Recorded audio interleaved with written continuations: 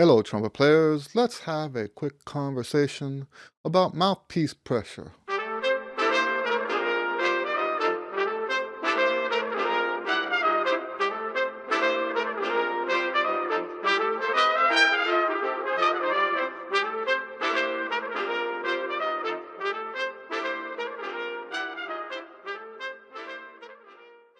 Now, to me, mouthpiece pressure is one component of many components that make up your full balance.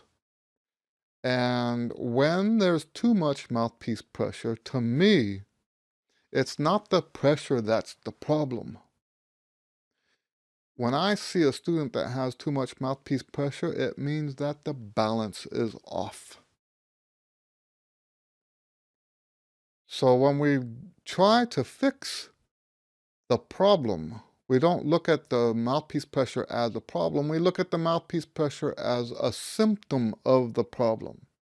And along with that, we would normally see other problems with the mouthpiece pressure.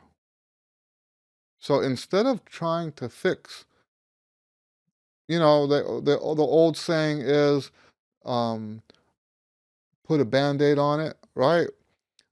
Instead of just trying to put a Band-Aid on it, let's actually fix what's wrong.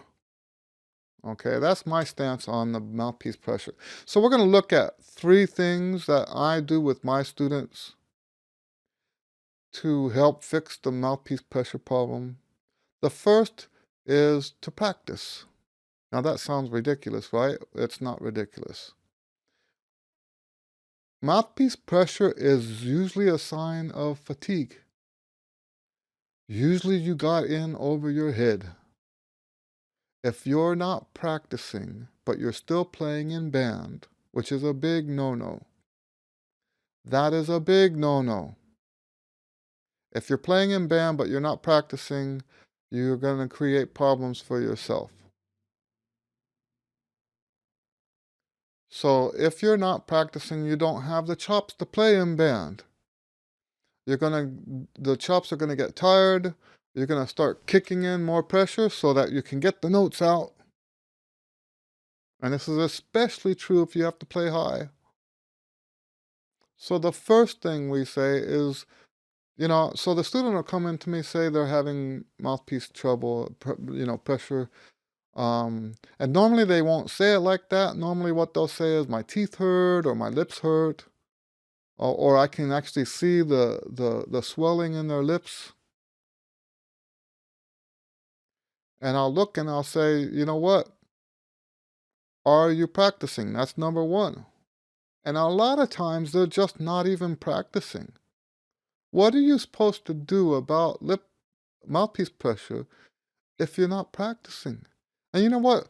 While we're at it, let's talk about being organized. Because any problem like this is easier to fix if you're consistent in the way you practice. So if you're organized about the way you practice, you can be more consistent with it. That makes sense, right? So I strongly recommend if you want to fix your problem with playing with too much pressure, practice. If you're not practicing, you don't have to practice every day. I don't believe in practicing every day, and we're going to talk about that as number 2. Um, but you need to be practicing some, or you're not going to have the chops for the stuff you have to do. Okay, number 2. You want to rest. Now I have a video where I talk about the 3 levels of rest. I also have a blog post about it. 3 levels of rest. There's the beat level. I'm not going to go through it all here in detail, but we have the beat level, we have the hour/minute level, and we have the day level. And, I have a book out. It's very short. I call it One Range, a Trumpet Chops Strategy Guide.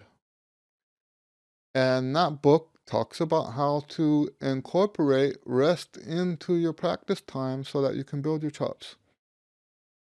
If you're not resting, so we talked about in number 1 that you need to be practicing, but if you just practice and don't rest appropriately, that can also create problems with too much mouthpiece pressure. Okay? And I'm not going to go into any more detail on that. We have videos and a blog post about that. So we'll move on. The third thing is to make sure that if you are practicing, that you're doing at least some sort of physical trumpet pyramid warm-up or routine. Now, some of my students don't have time to do a full routine. And when that happens, now it's seasonal, right? Sometimes they do, sometimes they don't. I have 3, actually 4 now, 4 different lengths of routine. We have that really, really, really short one that's only a few minutes long. Then we have the Chops Express, which is 15 minutes. If you're used to the exercises, it shouldn't take you more than 15 minutes to do the Chops Express. Then we have the Daily Routines book. And now with the new Chops series coming out, I think most of those are actually longer. So if you have, for example, a whole 2 hours to practice for that day, you can do one of the Chops books for the level that you're at. There's different Chops books for the level. That's why it says trumpet player chops. No, trumpet chops player, trumpet chops pro, trumpet chops tyro. We've got 2 more coming up pretty soon that'll be published within the next few months. But yeah, that's why those are there, because they're different skill levels. But each one of my routines has built into it the structure of the physical trumpet pyramid. That structure does stuff for you. I say to people that it's almost magical, because you don't have to understand anything.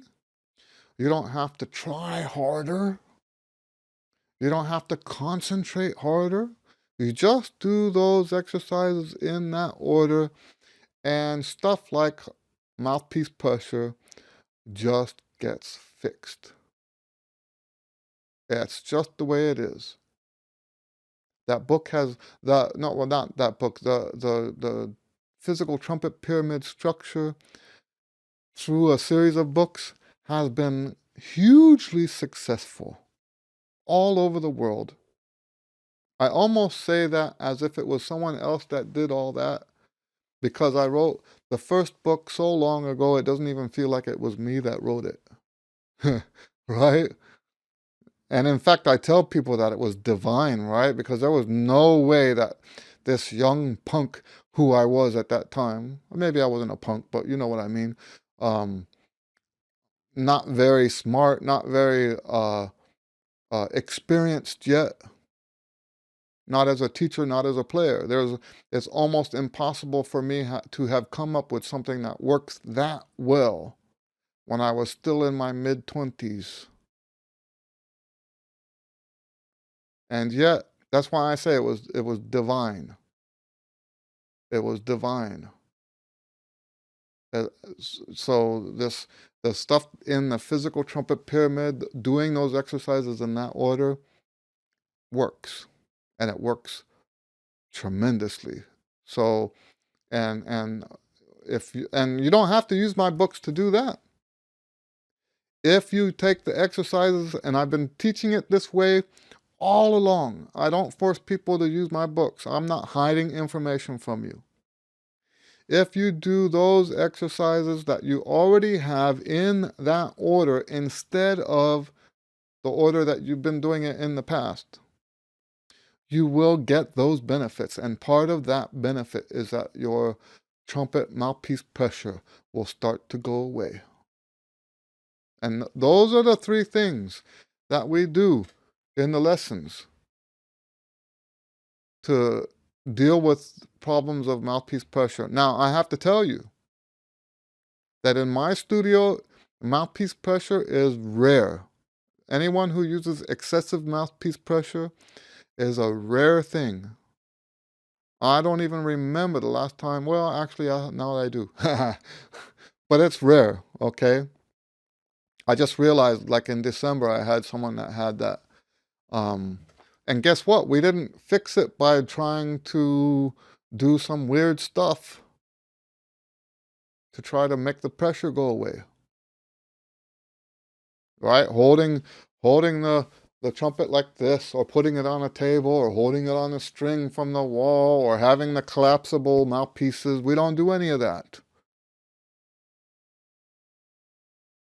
I'm the kind of guy that I think those things are cool, kind of, but they're also a waste of time if you don't need them.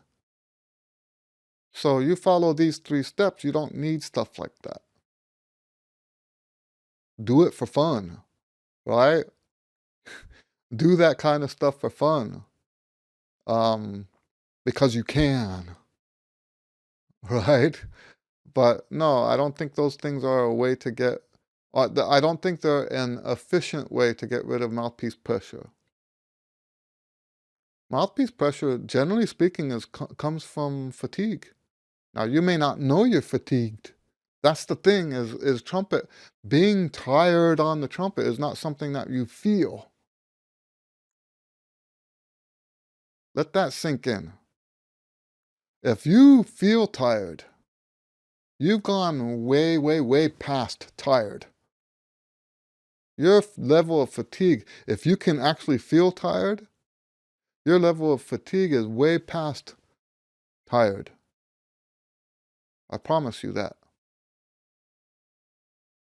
All right? Anyway, if you got questions about this, please feel free to ask down in the comments, or you can go to my website at eddielewis.com. And other than that, God bless you, and we'll see you on the next video. Bye.